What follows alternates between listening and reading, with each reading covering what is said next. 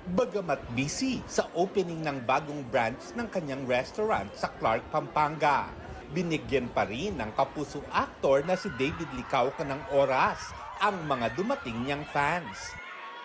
Magkaiba raw ang David na pambansang ginoo at pambansang entrepreneur.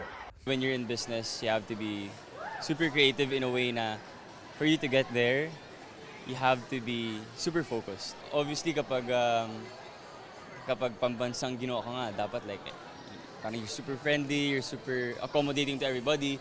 Ganda pa ng Santa Cruz to, no? Next naman na ipopromote niya ang movie na Ang Samahan ng Mga Makasalanan sa ilalim ng GMA Pictures kung saan kasama niya sina Sanya Lopez, Joel Torre, Buboy Villar, Betong Sumaya at iba pang between. Sobrang na-enjoy daw ni David ang kanilang shooting na ginawa sa Vegan, Ilocos Sur.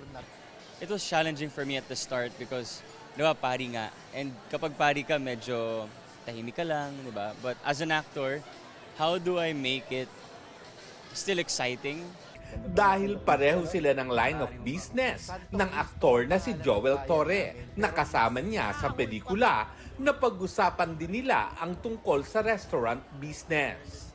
Wala pang plano si David para sa summer dahil kadarating lang niya noong nakaraang linggo mula sa 2 weeks na bakasyon sa Australia.